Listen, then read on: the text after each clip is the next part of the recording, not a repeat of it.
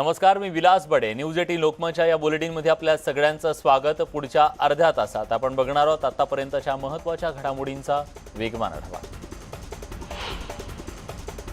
राज्यपालांना प्रत्युत्तर देऊन मुख्यमंत्र्यांनी अपरिपक्वता दाखवली असल्याची टीका विरोधी पक्षनेते देवेंद्र फडणवीसांनी केली. अध्यादेश देणं गरजेचं आहे, ही ओबीसींची फसवणूक ठरू शकते. हे सरकार ओबीसींची फसवणूक करत आहे, गुन्हे दाखल केले तरी बोलत राहणार, असंही फडणवीस म्हणाले. पुन्हा एकदा राज्यपाल विरुद्ध राज्य सरकार असा सामना रंगणार असल्याचं दिसतंय. कारण ओबीसी आरक्षणाच्या मुद्द्यावरून राज्यपाल भगतसिंग कोश्यारी आणि राज्य सरकार आमने सामने आलेत. राज्यपालांकडून कायदेशीर खुलाशाची मागणी करण्यात आल्याची माहिती न्यूज 18 लोकमतच्या हाती लागली आहे. सहीसाठी अध्यादेश राज्यपालांकडे पाठवण्यात आला असून हे प्रकरण सुप्रीम कोर्टात असल्याचं राज्यपालांचं म्हणणं आहे. त्यामुळे राज्य सरकार पुन्हा पेचात सापडणार असल्याचं दिसतंय. सामनातून पुन्हा एकदा चंद्रकांत पाटील यांच्यावर खरमरीत टीका करण्यात आली आहे. 21 सप्टेंबरला सामनातून तोंडास फेस कोणाच्या हा अग्रलेख प्रसिद्ध केला होता. त्या अग्रलेखावर चंद्रकांत पाटलांनी मन आता पत्रातून ढिलं केलं असल्याची टीका केलेली होती. सामनानं आजच्या अग्रलेखात चंद्रकांत पाटलांचं पत्र जशास तसं छापून उत्तर दिलंय. चंद्रकांत दादांनी सामनाच्या अग्रलेखावर मत व्यक्त केलेली प्रतिक्रिया वाचून काय वाटेल याचं उत्तर श्रीमती रुपाली चाकणकर यांनी आधी दिले. चंद्रकांत दादा पाटील हे महाराष्ट्राच्या राजकारणाला पडलेलं एक गोड स्वप्न आहे. कारण त्यांच्यामुळे महाराष्ट्रात सध्या निखळ मनोरंजन होतंय. सरकारनं चंद्रकांत दादांवर करमणूक कर लावावा अशी टीकाही करण्यात आली.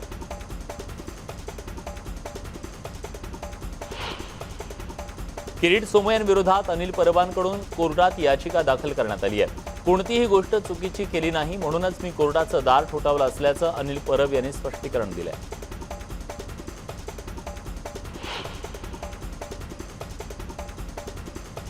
राज्यसभेच्या पोटनिवडणुकीसाठी काँग्रेसकडून रजनी पाटील यांचा उमेदवारी अर्ज दाखल झाला. अर्ज दाखल करताना महाविकास आघाडीच्या तिन्ही प्रमुख नेत्यांची उपस्थिती होती. न्यूज 18 लोकमतनं दाखवलेल्या बातमीची दखल मुंबईच्या महापौर किशोरी पेडणेकर यांनी घेतली आहे. माहीमच्या किल्ल्याच्या बातमीची दखल घेण्यात आली असून माहीम किल्ल्याबाबत बैठकीचं आयोजन केलं जाणार असून माहीम किल्ल्याबाबत चर्चा करणार असल्याचं महापौरांनी स्पष्ट केलं. खासदार उदयनराजे भोसले यांनी कोरोनाविषयी पुन्हा एकदा एक अजब वक्तव्य केलंय. खोकला आला तरी कोरोनाची टेस्ट पॉझिटिव्ह येत असल्याची प्रतिक्रिया त्यांनी आज साताऱ्यात माध्यमांना दिली. आपल्याला कोरोना होता का नाही हे माहीत नाही, पण ताप असताना सुद्धा मी गार पाणी प्यायचो, त्यामुळे माझा खोकला वाढला आणि कोरोनाची टेस्ट पॉझिटिव्ह आली.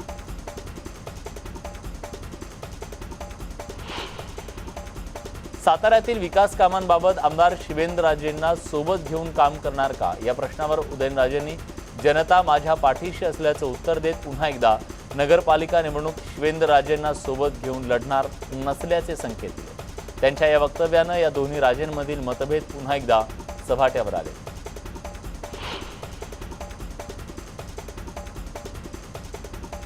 नाशिकमधील भाजपचे आमदार देवयानी फरांदे यांनी पक्षाला घरचा आहेर दिलाय. रस्त्यावरच्या खड्डे बुजवण्याची भाजपला त्यांनी विनंती केली आहे. भाजपच्या आमदारांनीच असं पत्र लिहिल्यानं महापौरांची अडचण झाली आहे. महापालिका निवडणुकीच्या तोंडावर भाजपमधली अस्वस्थता त्यामुळे समोर आली. मनसे अध्यक्ष राज ठाकरे आज आणि उद्या 2 दिवस नाशिक दौऱ्यावर आहेत. आज नवनियुक्त शाखा अध्यक्षांना राज ठाकरे नियुक्ती पत्र देणार असून उद्या नवनियुक्त शाखा अध्यक्षांचा पहिला मेळावा आयोजित करण्यात आलाय. तसंच आज दुपारी मनसे कार्यकर्त्यांसोबत बैठक सुद्धा पार पडणार आहे. विरोधी पक्षनेते प्रवीण दरेकर यांच्या विरोधात गुन्हा दाखल करण्याची मागणी राष्ट्रवादी काँग्रेस महिला आघाडीतर्फे करण्यात आली आहे. याबाबत जळगावमधील जिल्हापेठ पोलीस निरीक्षकांना निवेदन देण्यात आलं. दरेकर यांनी राष्ट्रवादी काँग्रेस पक्ष तसंच महिलांबद्दल अपमानास्पद आणि आक्षेपार्ह वक्तव्य केल्याचा आरोप करण्यात आलाय. त्याच्या निषेधार्थ राज्यभरात आंदोलन होऊन दरेकर यांनी माफी मागितली नाही. त्यामुळे त्यांच्या विरोधात राज्यभरात गुन्हे दाखल करण्यासाठी राष्ट्रवादी काँग्रेस पक्ष आक्रमक झाला.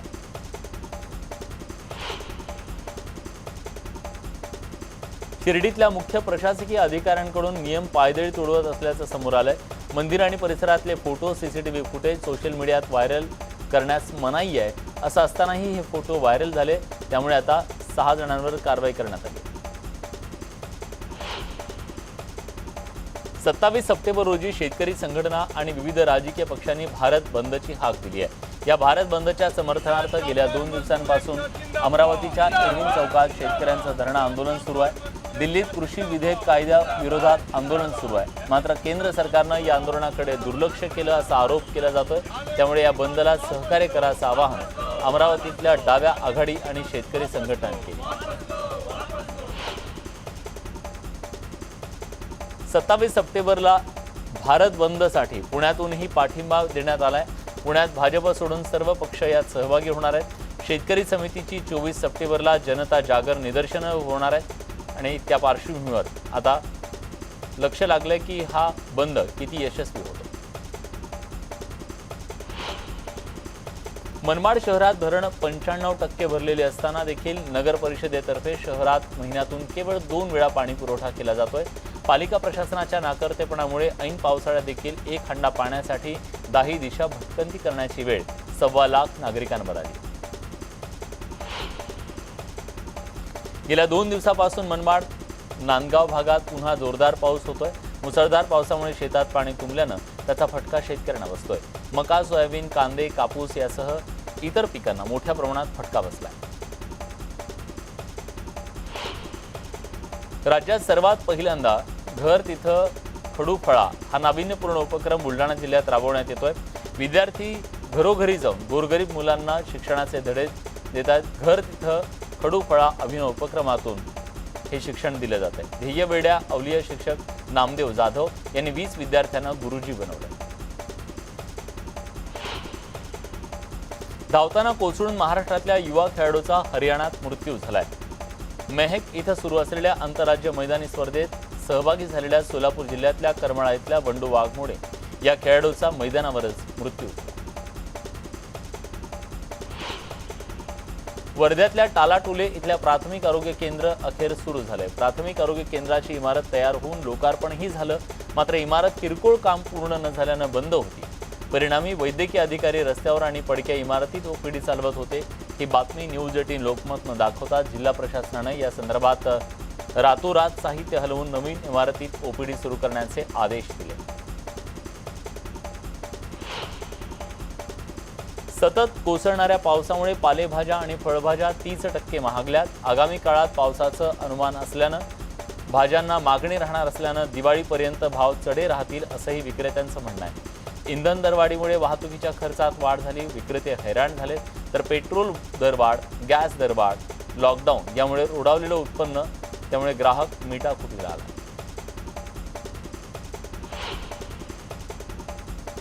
टोमॅटो, सिमला मिरची पाठोपाठ आता गोबीचा भाव सुद्धा मोठ्या प्रमाणात गडगडलाय।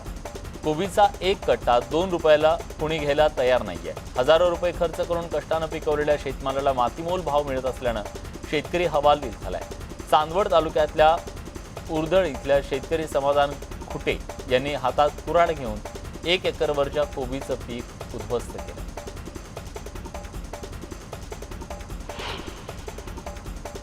वीज जोडणी नसताना वाशीमधल्या शेतकऱ्याला वीज बिल देण्यात आलं। शेतीतील बोरवेल्स करता विद्युत पुरवठा मिळावा यासाठी कारंजा महावितरण कार्यालयात अर्ज करून त्यासाठी 2017 साली 6100 रुपये भरले, मात्र आत्तापर्यंत त्यांना वीज पुरवठा मिळाला नाही। जोडणी न करताच महावितरणनं त्यांना 16,920 रुपये इतकं बिल सुद्धा पाठवलंय। महावितरणच्या या सगळ्या कारभाराचा फटका शेतकऱ्याला बसलाय। लातूर जिल्ह्यातल्या किल्लारीमध्ये 1993 साली झालेल्या महाप्रलयकारी भूकंपाला 28 वर्ष पूर्ण होत आहे। मात्र अजूनही किल्लारीतल्या अनेकांना त्यांच्या घराचे कबाले मिळाले नाही। तत्कालीन सरकारनं भूकंपग्रस्तांना घरं दिली, मात्र घराचा कबाला मिळण्यासाठी या लोकांना 28 वर्षांपासून संघर्ष करावा लागतो। घराचा कबाला नसल्यानं महावितरण वीज देत नाही, तसंच भूकंपग्रस्ताचं प्रमाणपत्रही मिळत नाही। त्यामुळे भूकंपग्रस्तांच्या अपत्यांना अडचणींचा सामना करावा लागतोय। त्यामुळे भूकंपग्रस्त गेल्या 22 दिवसांपासून कबाल्यासाठी जिल्हाधिकारी कार्यालयाच्या बाहेर बेमुदत उपोषणाला बसले। सिंधुदुर्ग जिल्ह्यातल्या मालवण तालुक्यातल्या देवबाग समुद्रकिनारी मच्छीमारांना बांगडा माशाची बंपर लॉटरी लागली। गेली 2 दिवस समुद्र काहीसा शांत झाल्यानं मासेमारीला पुन्हा सुरुवात झाली। मालवण तालुक्यातल्या देवबाग समुद्रकिनारी रापणीला बांगडा माशाचा बंपर कॅच मिळाला।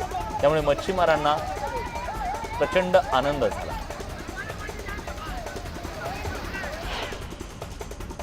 जळगाव जिल्ह्यातल्या रावेर तालुक्यातील चिनावर इथं एटीएमचा एक आश्चर्यजनक प्रकार समोर आलाय। एटीएम मधून चक्क 5 पट अधिक रक्कम निघत असल्यानं या एटीएमवर नागरिकांची मोठी गर्दी उसळली।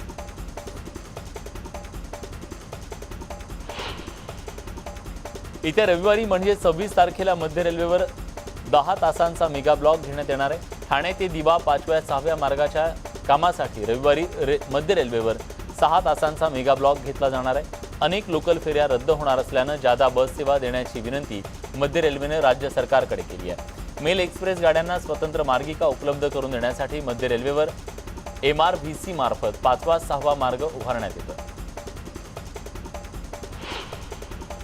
नाशिक जिल्ह्यातल्या धरणांच्या पाणलोट क्षेत्राचा पावसाचा जोर वाढलाय। शहरातल्या गोदावरी पात्रात पाण्याच्या धोक्याची पातळी गाठली आहे। दुतोंड्या मारुतीच्या छातीपर्यंत पाणी आलंय। पटांगण भाजी मंडई पूर्ण पाण्याखाली गेली आहे। पात्रातली सर्व पुरातन मंदिरं कुंभस्थान पाण्याखाली गेले। प्रशासनानं सतर्कतेचा त्यामुळे इशारा दिलाय। तर मुंबईला पाणी पुरवठा करणाऱ्या वैतरणा धरणातून विसर्ग सुरू करण्यात आलाय। परभणी जिल्ह्यात पावसानं दमदार हजेरी लावल्यानं येलदरी आणि निम्न दुधना प्रकल्प पूर्णपणे भरलेत। त्यामुळे नदी पात्रात मोठ्या प्रमाणात पाण्याचा विसर्ग केला जातोय। येलदरी धरणाचे 9 दरवाजे उघडण्यात आलेत। या दरवाजांमधून 23,798 क्युसेक इतक्या वेगानं पाण्याचा विसर्ग केला जातोय। तर निम्न दुधना प्रकल्पातून सुद्धा मोठ्या प्रमाणात पाण्याचा विसर्ग सुरू झालाय। पाण्याच्या विसर्गामुळे परिसरातल्या नदी नाल्यांना पूर आला असून नदीकाठच्या गावांना सतर्कतेचा इशारा देण्यात आलाय। कालपासून पुन्हा शहापूर तालुक्यात पावसानं जोर धरला असून ठिकठिकाणी रस्त्यावर पाणी आल्यानं जनजीवन विस्कळीत। मुंबईला पाणी पुरवठा करणाऱ्या तानसा, भातसा, मोडकसागर ही धरणं पावसाच्या जोरदार बॅटिंग या सगळ्या परिसरात सुरू आहे। त्यामुळे भातसा धरणाचे 5, मोडकसागर धरणाचे 2 दरवाजे उघडण्यात आले। रात्रभर झालेल्या मुसळधार पावसामुळे जालन्यातल्या घाणेवाडी तलाव ओव्हरफ्लो झालाय। पहाटे 4 वाजता तलाव ओव्हरफ्लो होऊन सांडव्यातून पाणी ओसंडून वाहतोय। या निजामकालीन तलावातून जालनाकरांना पाणी पुरवठा होतो। तलाव ओव्हरफ्लो झाल्यानं जालनेकरांचा वर्षभराचा पाण्याचा प्रश्न सुटकीसरशी मिटलाय। बीडसह उस्मानाबाद आणि लातूर जिल्ह्याला पाणी पुरवठा करणारा मांजरा प्रकल्प ओव्हरफ्लो झाल्यानं पाण्याचा विसर्ग सुरू करण्यात आलाय। धरणाचे 6 दरवाजे 25 इंचानं उघडण्यात आले असून पाणी नदीपात्रात सोडलं जात आहे। त्यामुळे मांजरा नदीकाठच्या गावांना सतर्कतेचा इशारा देण्यात आलाय। मुसळधार पावसामुळे भुसावळ तालुक्यातलं वाघूर धरण पूर्ण क्षमतेनं भरलंय। मंगळवारी संध्याकाळी वाघूर धरणाचे 4 दरवाजे 10 मीटरनं उघडले गेले। सध्या वाघूर धरणातून 1360 क्युसेक इतक्या पाण्याचा विसर्ग सुरू आहे। त्यामुळे नदीकाठच्या गावांना सतर्कतेचा इशारा देण्यात आलाय। जळगाव जिल्ह्यातल्या जामनेर तालुक्यातल्या नेरी जामनेर या भागात मुसळधार पाऊस कोसळतोय। सह्याद्रीच्या रांगेत असलेल्या माळशेज परिसरातल्या काळू धबधब्याचं अस्सल सौंदर्य सध्या पाहायला मिळतंय। हा धबधबा पाहण्यासाठी पर्यटक मोठ्या प्रमाणात गर्दी करत आहेत।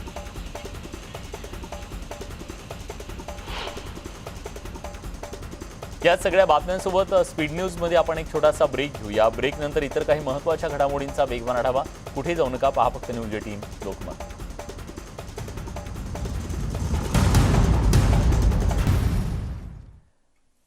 ब्रेक नंतर तुमचं पुन्हा एकदा स्वागत। तुम्ही पाहताय न्यूज 18 लोकमतवर स्पीड न्यूज। बघूयात इतर काही महत्त्वाच्या घडामोडींचा वेगवान आढावा। पंतप्रधान नरेंद्र मोदी अमेरिकेच्या दौऱ्यावर आहेत आणि ते आज अमेरिकेचे राष्ट्राध्यक्ष जो बायडेन यांनी आयोजित केलेल्या कोरोना वैश्विक शिखर संमेलनात सहभागी होणार आहेत। त्यानंतर मोदी आणि अमेरिकेचे अध्यक्ष जो बायडेन यांच्या 24 सप्टेंबरला वॉशिंग्टनमध्ये पहिल्यांदाच द्विपक्षीय बैठक होणार आहे। IPLवर पुन्हा एकदा कोरोनाचं संकट निर्माण झालंय। सनरायझर्स हैदराबादचा गोलंदाज टी नटराजनला कोरोनाचा संसर्ग झालाय। RT-PCR चाचणी केली असता टी नटराजनचा रिपोर्ट पॉझिटिव्ह आल्याची माहिती आहे। टी नटराजनला कोरोनाचं कुठलेही लक्षण जाणवत नसून सध्या इतर सहकाऱ्यांपासून अंतर ठेवत त्याला विलगीकरणात ठेवलंय।